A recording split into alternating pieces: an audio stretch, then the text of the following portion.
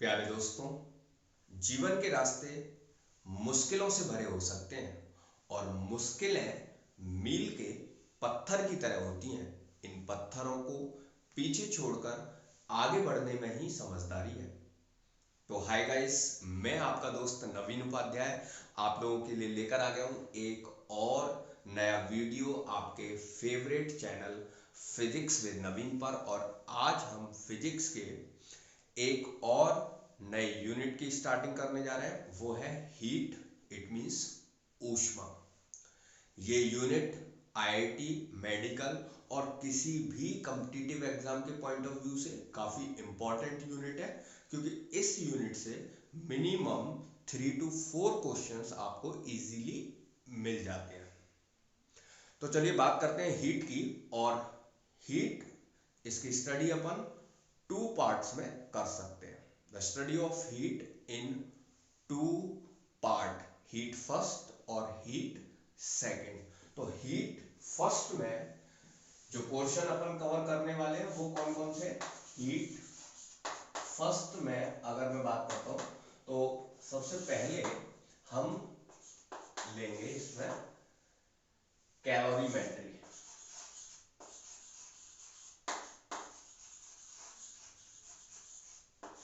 Second जो portion है इस पार्ट में वो है methods of heat transfer. Methods of heat transfer में सबसे पहले हम बात करेंगे कंडक्शन की, फिर सेकंड कन्वेक्शन और थर्ड रेडिएशन। तो जो हीट फर्स्ट है उसको हमने 2 पार्ट्स में डिवाइड कर रखा है, कैलोरीमेट्री और मेथड्स ऑफ हीट ट्रांसफर। और मेथड्स ऑफ हीट ट्रांसफर में भी हम कंडक्शन और रेडिएशन पर बेस्ड क्वेश्चंस देखेंगे, क्योंकि जो कन्वेक्शन है वो हमारे सिलेबस में नहीं है, या है भी तो बहुत कम पार्ट, कम पोर्शन है इसका। तो पढ़ेंगे इसको, बट इससे रिलेटेड अपन ज्यादा बात नहीं करें। अब अपन हीट सेकंड, इसका जो सेकंड पार्ट है, इसमें सेकंड पार्ट में सबसे पहले हम बात करेंगे kinetic theory of gas. Kinetic theory of gases, और शॉर्ट में इसको अपन लिख सकते हैं KTG। सेकंड जो पार्ट, सेकंड पोर्शन जो है उसमें हम बात करेंगे किसकी? थर्मोडायनेमिक्स की, लॉज ऑफ थर्मोडायनेमिक्स।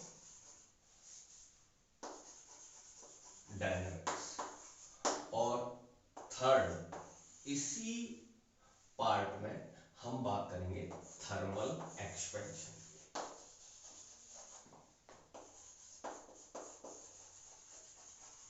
ओके, तो फर्स्ट पार्ट हीट का और सेकंड पार्ट। तो चलिए स्टार्ट करते हैं अपना लेक्चर, और हीट फर्स्ट के फर्स्ट पोर्शन कैलोरीमेट्री की बात करते हैं। तो चलिए स्टार्ट करते हैं अपना लेक्चर, और हम बात कर रहे हैं हीट फर्स्ट के फर्स्ट टॉपिक कैलोरीमेट्री की। Calorie is the unit of heat. It means heat को मेजर करते हैं कैलोरी में। तो सबसे पहले हम हीट की बात करेंगे कि ये जो हीट है होती क्या है और इसको डिफाइन कैसे करते हैं, उसके बाद उसके मेजरमेंट की बात करेंगे। तो चलिए एक सिंपल से एग्जांपल से अपन समझने की कोशिश करते हैं हीट है क्या है। आपने कभी एक्सपीरियंस किया हो, जब कभी अपने घर से बाहर धूप में निकलते हैं तब क्या होता है? तो आप देखते हैं कि जो सराउंडिंग एटमॉस्फेयर है उसका टेम्परेचर ज्यादा यानी कि हॉट, और बॉडी का टेम्परेचर कम यानी कि कोल्ड। अब आप देखते हो कि some energy transfer from high temperature object to the low temperature object, यानी कि जो सराउंडिंग एटमॉस्फेयर है उससे कुछ एनर्जी आपकी बॉडी में ट्रांसफर होना शुरू हो जाती है, जिससे बॉडी का टेम्परेचर राइज करने लगता है, आपको धीमे धीमे गर्मी लगना शुरू होती है। इसके जस्ट अपोजिट, जब आप कहीं बाहर धूप से घूमकर घर के अंदर आते हो, तब देखते हो घर के अंदर जो एटमॉस्फेयर है उसका टेम्परेचर कम है, यानी कि कोल्ड, और बॉडी का टेम्परेचर है ज्यादा, यानी कि बॉडी है हॉट। अब क्या होता है, अब इसके जस्ट अपोजिट होता है। आप देखते हो कि हमारी एनर्जी से, हमारी बॉडी से कुछ एनर्जी एटमॉस्फेयर में ट्रांसफर होती है और बॉडी का टेम्परेचर डाउन होने लगता है। ये जो अमाउंट ऑफ एनर्जी है which is transfer from high temperature object to the low temperature object is called heat. ये जो अमाउंट ऑफ एनर्जी है जो ट्रांसफर हो रहा है हॉट ऑब्जेक्ट से कोल्ड ऑब्जेक्ट में, हॉट बॉडी से कोल्ड बॉडी में, ये अमाउंट ही एनर्जी का, ये अमाउंट ही क्या है, हीट। इसे हम ऐसे समझ सकते हैं, जैसे हमारे पास यहाँ पे एक हॉट ऑब्जेक्ट है, हॉट बॉडी ए, इसका टेम्परेचर मैंने लिया T1, और एक दूसरा ऑब्जेक्ट, एक दूसरी बॉडी B, जिसका टेम्परेचर मैं ले रहा हूँ T2, और T1 is greater than T2। अब बताइए, एनर्जी A से B में या B से A में किधर ट्रांसफर होनी है? तो एनर्जी ट्रांसफर होगी high temperature object to the low temperature object hot. ये बॉडी कैसी है, हॉट, और ये कैसी बॉडी है, कोल्ड। तो जो एनर्जी ट्रांसफर है वो हॉट ऑब्जेक्ट से कोल्ड ऑब्जेक्ट में। अच्छा, ऐसा कब तक होता है? तो जब तक कि दोनों के टेम्परेचर क्या नहीं हो जाएंगे, सेम नहीं हो जाएंगे, और जब दोनों के टेम्परेचर सेम हो जाएंगे, हीट यानी एनर्जी का जो ट्रांसफर है वो रुक जाएगा, और एनर्जी ट्रांसफर रुक जाएगा, दोनों के टेम्परेचर सेम हो जाएंगे, इसको हम बोलते हैं थर्मल इक्विलिब्रियम। तो उस समय दोनों बॉडी, दोनों ऑब्जेक्ट काय में आ जाते हैं, थर्मल इक्विलिब्रियम में। इसकी हम बाद में बात करेंगे। तो अब हम बात यहाँ पे जो हम जिस पॉइंट पे डिस्कशन कर रहे थे वो था हीट, और फर्स्ट पॉइंट अगर मैं इसके बारे में लिख देता हूं तो वो क्या है, heat is another form of energy due to विच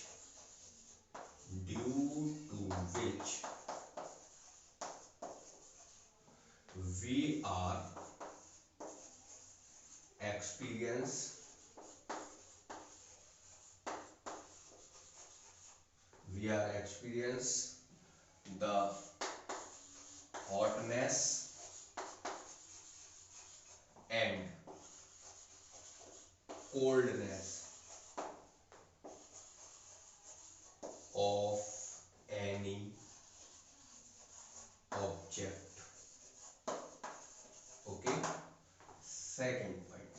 अब सबसे फर्स्ट पॉइंट मैंने क्या लिया है, heat is another form of energy due to which we are experience the hotness and coldness of any object, any body। Second point, अब आप क्या कह रहे थे कि amount of heat which is transfer from high temperature object, high temperature hot object to the low temperature object is called heat. Amount of energy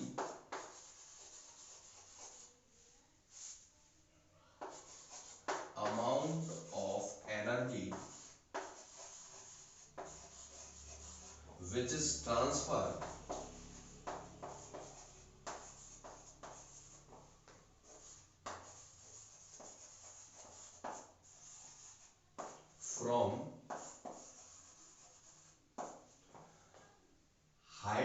temperature,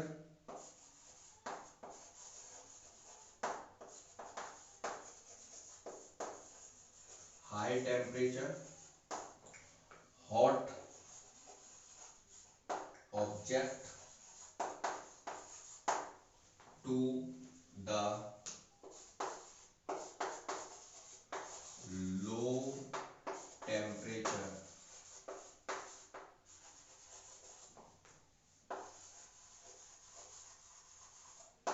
low temperature cold body या object.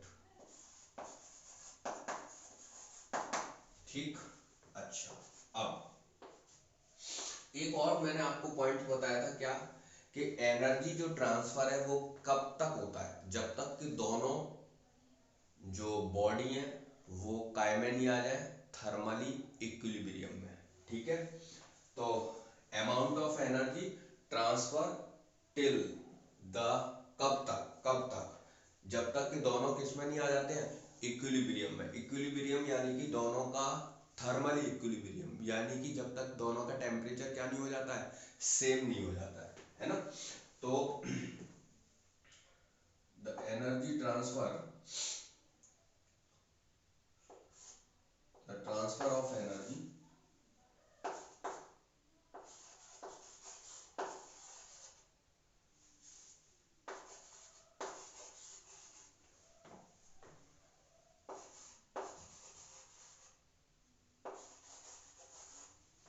the transfer of energy from hot object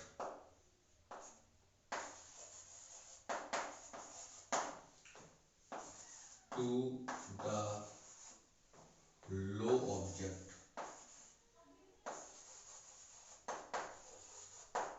till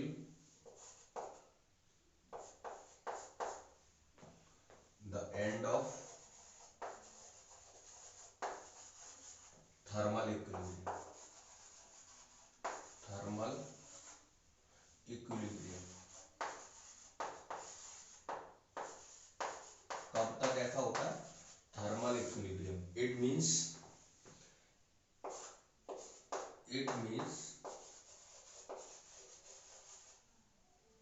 the temperature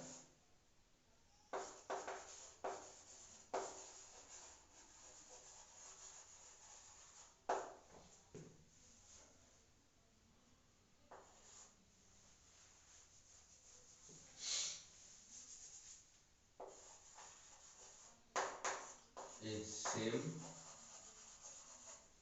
in thermal equilibrium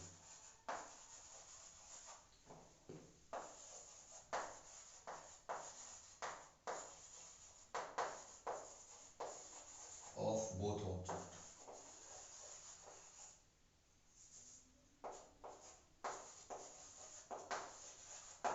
अच्छा, एक और मैंने तुम्हें points बताया था क्या, कि जब एक बार एनर्जी ट्रांसफर होती है, हीट ट्रांसफर होती है, तो जो बॉडी हीट रिलीज करती है उसकी इंटरनल एनर्जी चेंज हो जाती है, इंटरनल एनर्जी कम हो जाती है, और जो बॉडी हीट को एब्जॉर्ब करती है उसकी इंटरनल एनर्जी इंक्रीज हो जाती है। इसका मतलब ये जो अमाउंट ऑफ एनर्जी है वो चेंज हो जाता है किसमें, इंटरनल एनर्जी में।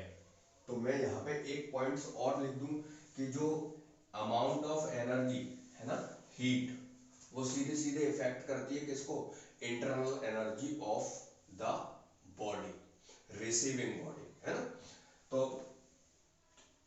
This amount of energy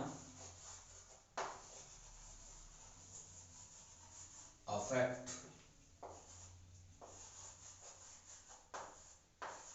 the internal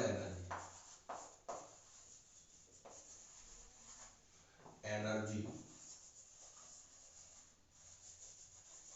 of both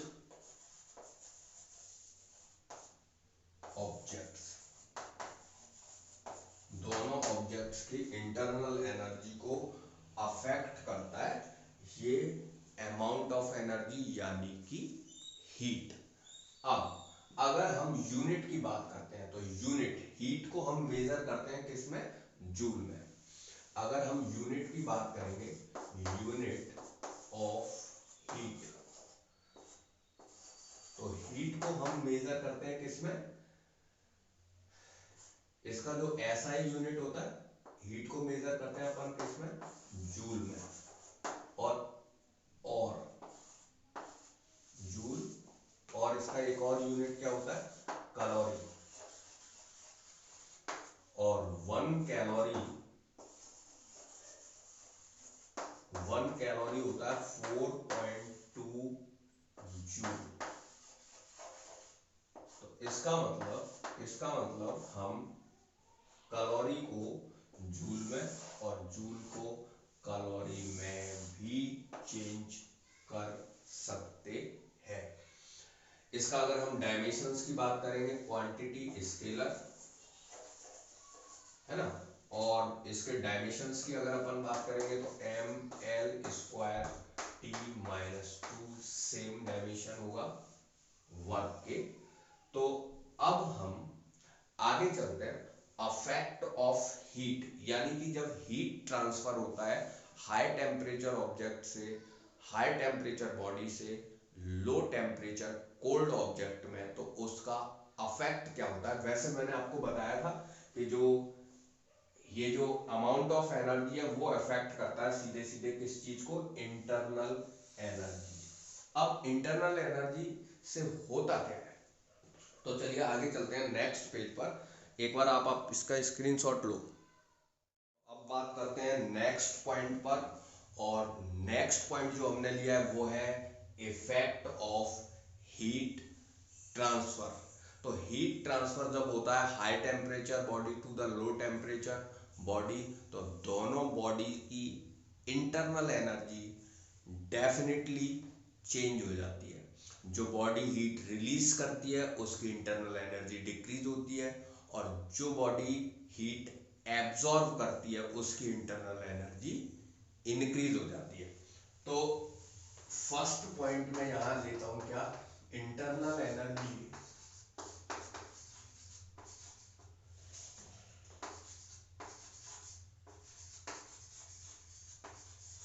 of both high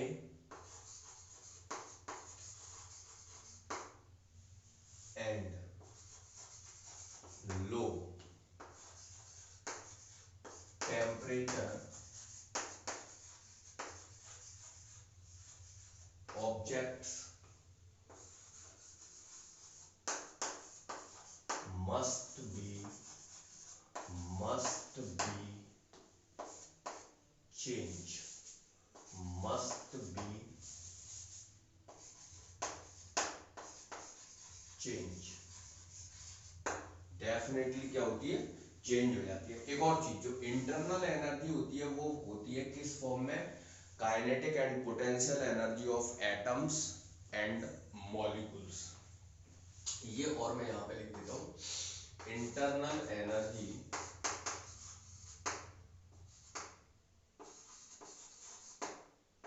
is the sum of kinetic and potential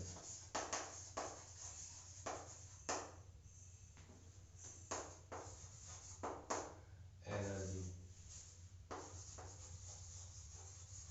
of atoms and molecules।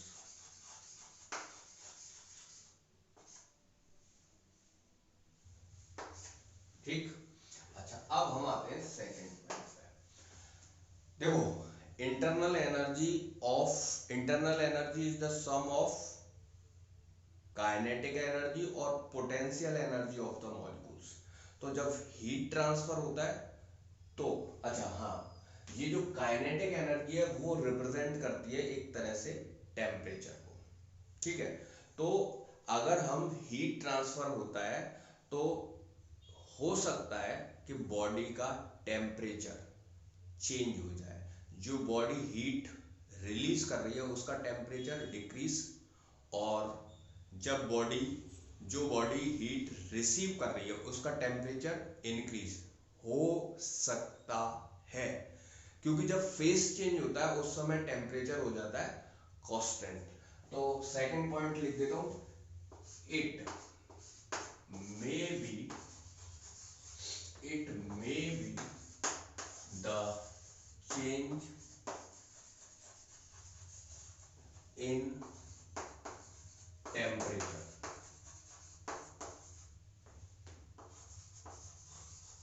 it may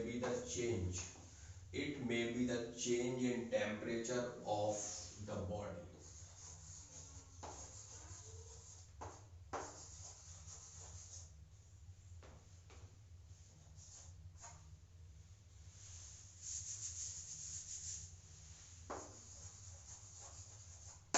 ठीक। अच्छा, थर्ड पॉइंट। अब आपने देखा होगा कि जब हम हीट ट्रांसफर कर रहे होते हैं तो बॉडी का टेम्परेचर चेंज होता है, लेकिन कब तक?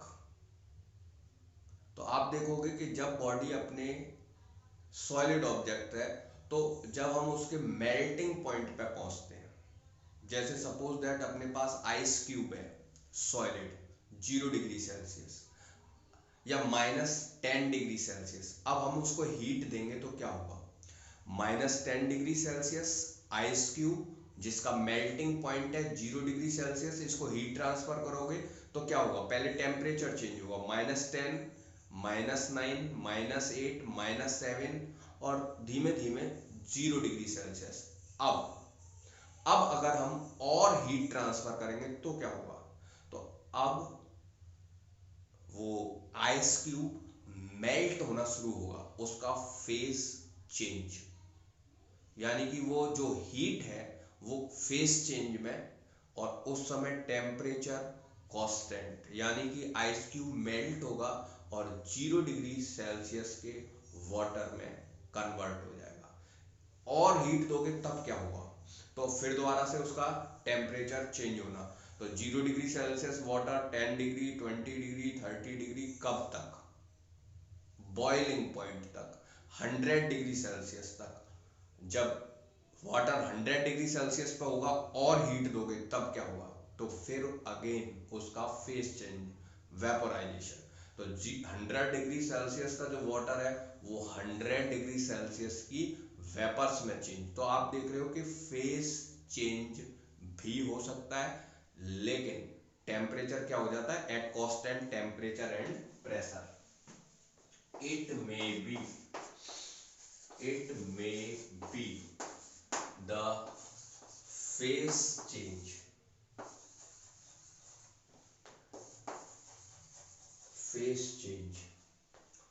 of object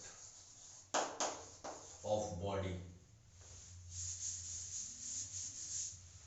body या substance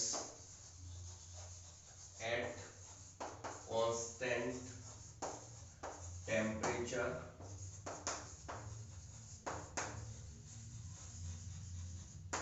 and pressure। इसका मतलब जो टेम्परेचर और जो प्रेशर है वो कांस्टेंट रहता है, कब? जब फेस चेंज होता है। ठीक है। अच्छा, फोर्थ एक और चीज, जो बॉडी है उसका थर्मल एक्सपेंशन भी हो सकता है, या यूं कहो कि थर्मल एक्सपेंशन होता ही है। सॉलिड्स के केस में थर्मल एक्सपेंशन बहुत लिटिल होता है, लेकिन अगर हम बात करते हैं लिक्विड्स या गैसेस के फॉर्म तो thermal expansion. Thermal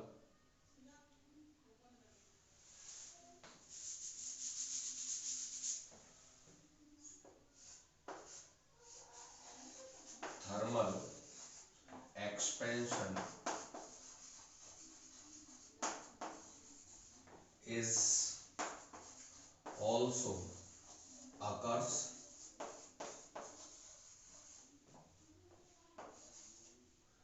at the time of heat transfer.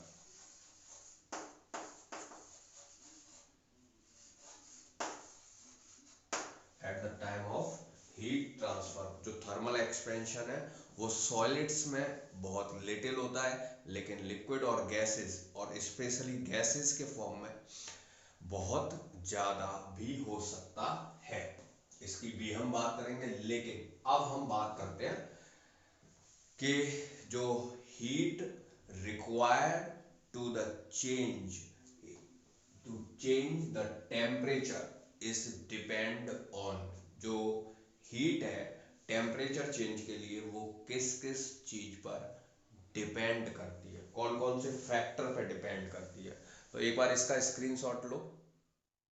अब हम बात करते हैं नेक्स्ट पॉइंट पर, और वो पॉइंट है अपना heat required to change the temperature of the substance और body is depend on. Temperature change के लिए जो हीट रिक्वायर्ड होती है वो किस किस चीज पर डिपेंड करती है।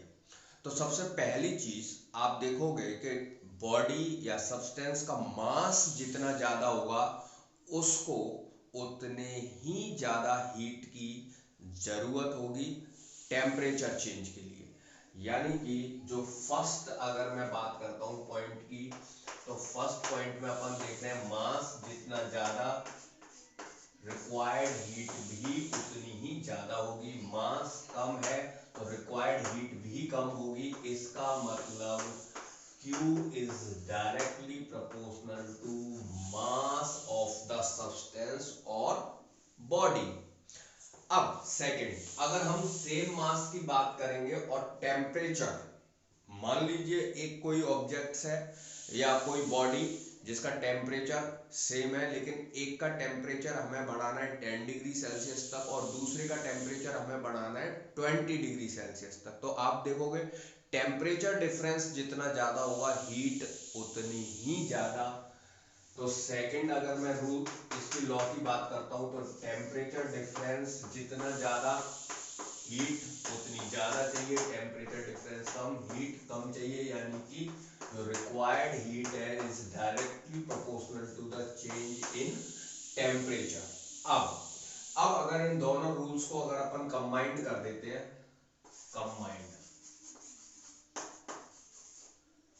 कंबाइन कर देते हैं, तो ये जो Q है is directly proportional to m delta T।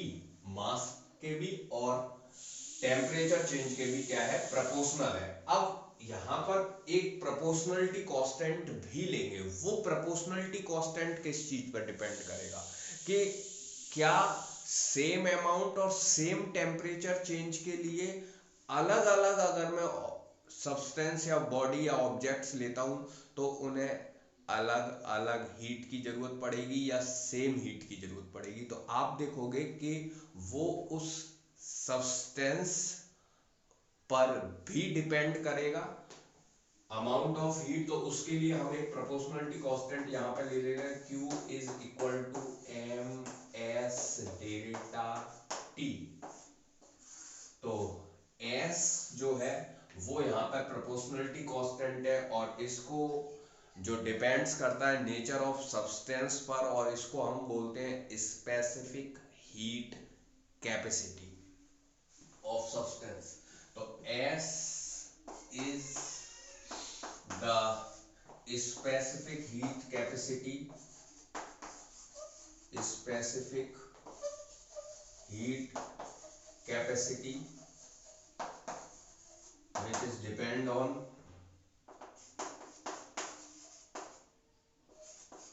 which is depend on nature of substance, nature of substance। ठीक, अगर जैसे मैं बात करूंगा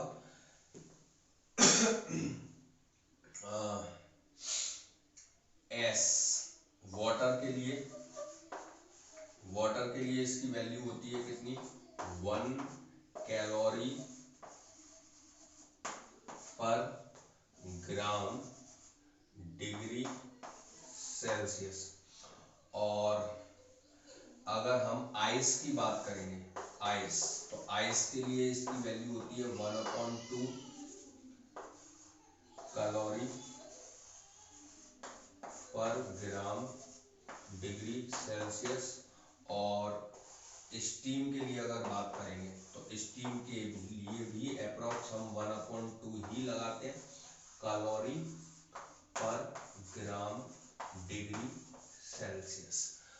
तो यहाँ जो स्पेसिफिक हीट कैपेसिटी है S, उसको भी आप यहाँ पर डिफाइन कर सकते हैं। स्पेसिफिक हीट कैपेसिटी को यहाँ से अगर मैं आगे ले जाऊं तो S इज इक्वल टू हो जाएगा आपका Q/M डेल्टा T। तो Q/M डेल्टा T। तो M अगर हम कितना कर देते हैं 1 यूनिट, 1 यूनिट, तो 1 डिग्री सेल्सियस टेम्परेचर राइज के लिए जो हीट की रिक्वायरमेंट होती है वो इक्वल टू होती है किसके, स्पेसिफिक हीट कैपेसिटी के, यानी कि डेल्टा टी कितना 1 डिग्री सेल्सियस, है ना। तो जो 1 डिग्री सेल्सियस, तो 1 डिग्री सेल्सियस के लिए कितना कितना कितना S जो इक्वल है वो काई के हो जाएगा Q के, है ना। तो इसका मतलब ये मैं यूं कहूं कि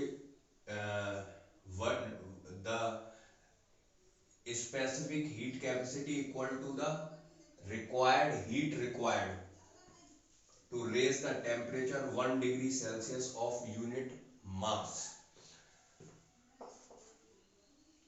The amount of heat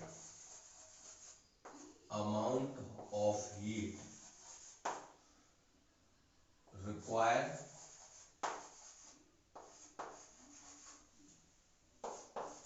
the temperature required to change the temperature to change the temperature to change the temperature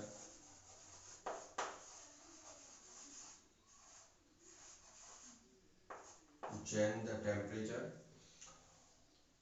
1 degree Celsius of 1 unit mass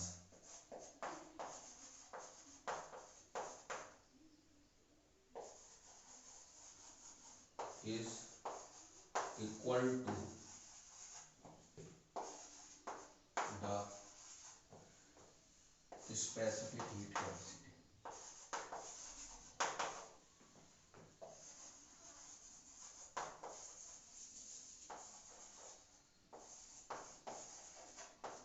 okay, तो इसको हम डिफाइन भी कर सकते हैं किसकी फॉर्म में, और रिक्वायर्ड हीट की फॉर्म में इसको डिफाइन किया जा सकता है। इसकी यूनिट की मैंने बात की, इसकी यूनिट क्या होगी, कैलोरी पर ग्राम डिग्री सेल्सियस। ठीक है, अच्छा यहीं पे ये जो स्पेसिफिक हीट कैपेसिटी की हमने बात की, specific heat capacity,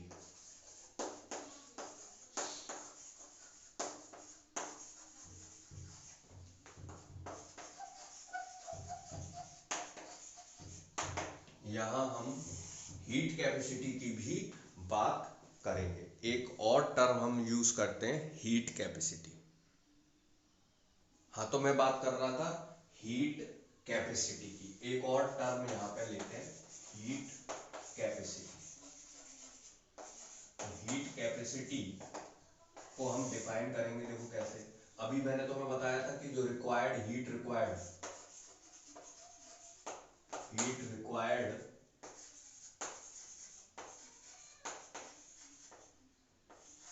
to change the temperature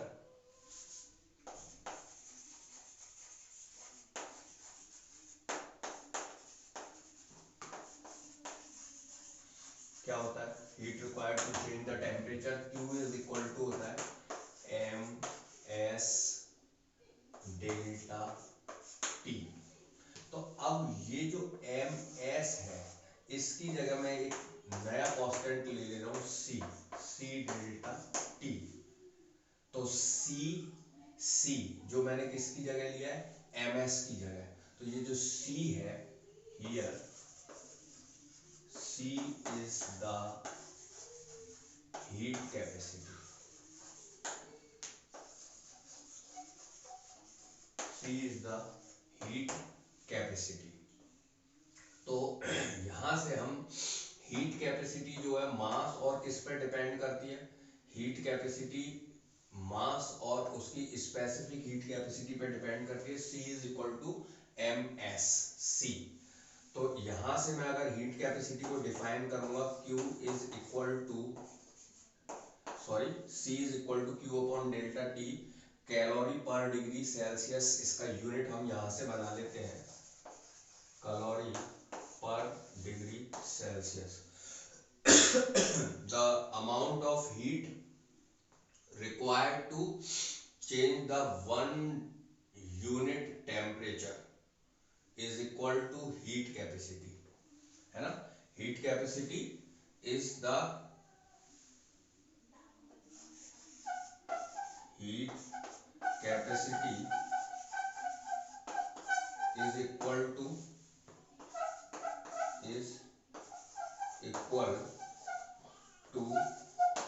the heat required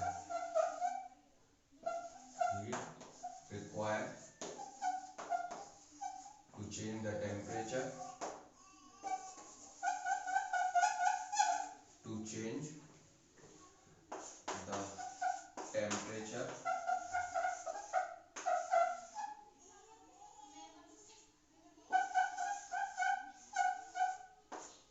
of substance, to change the temperature 1 unit या 1 degree Celsius of the substance।